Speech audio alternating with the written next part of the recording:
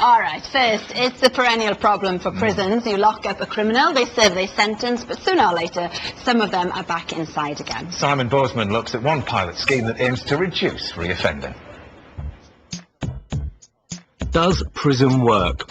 It's a question politicians from all sides find hard to agree on, even when they represent the same party.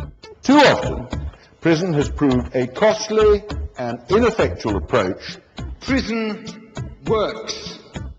But if you had to put money on what type of prison regime is most effective, what would you choose? At this jail, that isn't just a policy question, it affects the bottom line. If Doncaster Prison doesn't get results, the company that runs it loses money. Now, the way the contract's going to work is if the prison doesn't reduce reoffending rates by 5%, it's going to lose 10% of its yearly budget, which is around £2 million. The reoffending rate here is 65% for short-term prisoners and 42% for those sentenced to more than a year. And the Governor says prison has to be more than just a deterrent.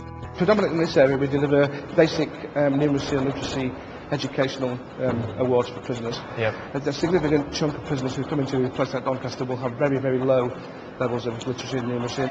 The prison's approach to reducing the number of prisoners who go on to commit crimes once they've left, and therefore protect Serco's budget, is to focus on rehabilitation and support.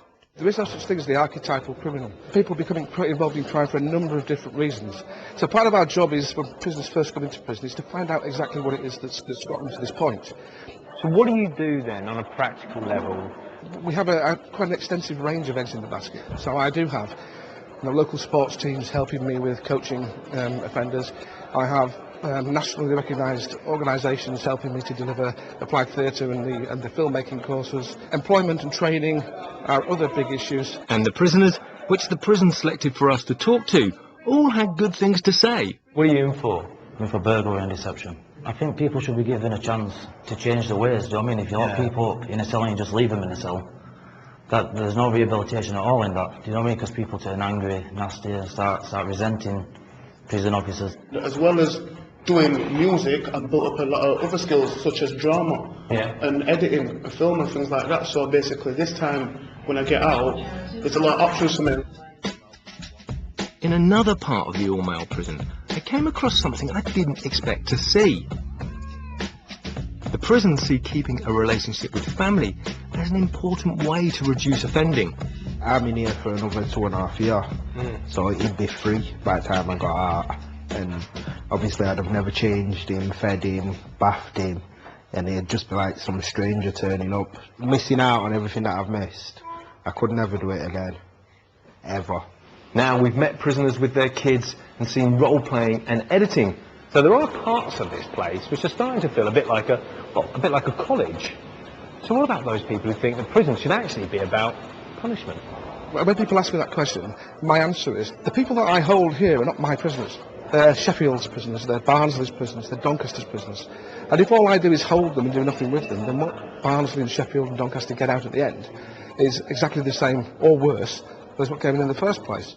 Not everyone supports this new approach. The Prison Officers Association have said schemes like this lead to the easiest cases being focused on, something this prison are adamant isn't the case. Many of the approaches Doncaster use are present in some form in other jails, but one thing is unique. Their work in conjunction with the charity Catch 22 continues outside the prison gates. And I'm getting on really well. Ben was in Doncaster a few months ago for criminal damage and possession of an offensive weapon. He still sees Kerry, who was the same caseworker as when he was inside. She comes through, helps me with my appointments, sorts my probation out for me, my job centre out for me.